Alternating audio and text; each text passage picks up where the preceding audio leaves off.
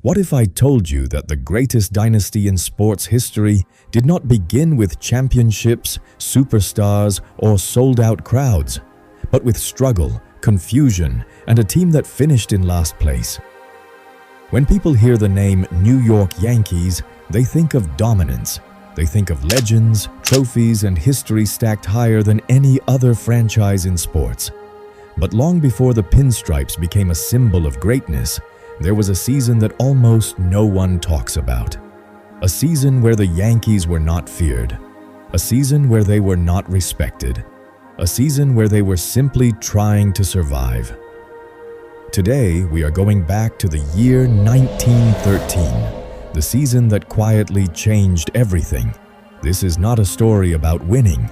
This is a story about beginnings. In 1913, the team that would one day rule baseball officially took on the name New York Yankees. Before that, they were known as the Highlanders. The name change might not seem like a big deal now, but at the time it marked the start of a new identity. A fresh chapter. A chance to become something bigger. But that transformation did not happen overnight. The Yankees of 1913 were not a powerhouse. They were not contenders.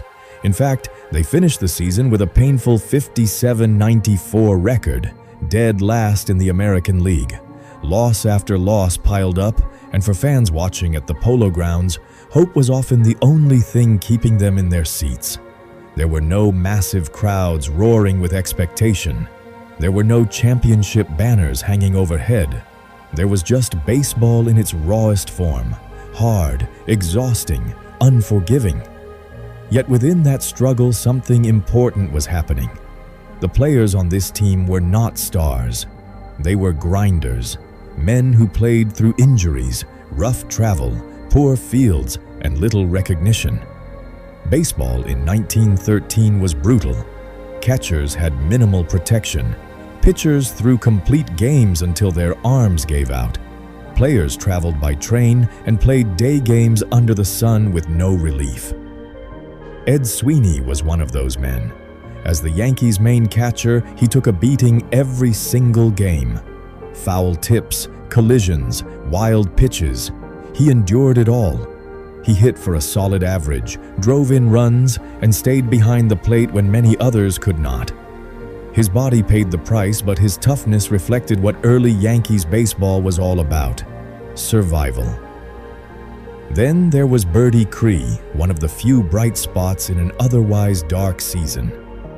While the team struggled to score runs, Cree consistently delivered. He hit for average, collected hits game after game, and drove in more runs than anyone else on the roster. On a team searching for identity, Birdie Cree gave fans something to believe in. Even during losses, his performance reminded everyone that talent still existed in this struggling franchise. A young shortstop named Roger Peckinpah was also beginning his journey. In 1913, he was still learning what it meant to play in New York. The pressure, the criticism, the expectations, all of it was new. He wasn't a superstar yet, but his intelligence, leadership, and steady play hinted at what was to come. Years later, he would become one of the most respected players in the game. But in 1913, he was just another young man trying to find his place. On the mound, the Yankees faced constant uphill battles. Russ Ford was the ace, but even strong pitching performances often ended in losses due to lack of run support. His earned run average showed he was doing his job, yet the win column told a different story. This was a common theme in early Yankees history: talented individuals trapped in a system that had not yet figured out how to win. Other pitchers were pushed beyond their limits. There were no modern bullpens, no pitch counts, no long-term plans. You took the ball and you pitched until the game was over or your arm could no longer continue. Many careers ended quietly this way, long before fans ever had a chance to remember their names. And that is what makes this season so important. Baseball in 1913 was not glamorous. There were no night games, no television broadcasts, no national spotlight. Players played for pride, for survival, and for a paycheck that barely reflected the toll the game took on their bodies. But these were the men who laid the foundation. Without seasons like 1913, there is no transformation. Without failure, there is no urgency to change. This season taught the Yankees what they were not, and slowly pushed them toward discovering what they needed to become. Imagine being a Yankees fan in 1913. You walk into the Polo Grounds with no idea what the future holds. You don't know that Babe Ruth will one day wear this uniform. You don't know that a stadium built in the Bronx will become sacred ground. You don't know that this team will one day dominate baseball for generations.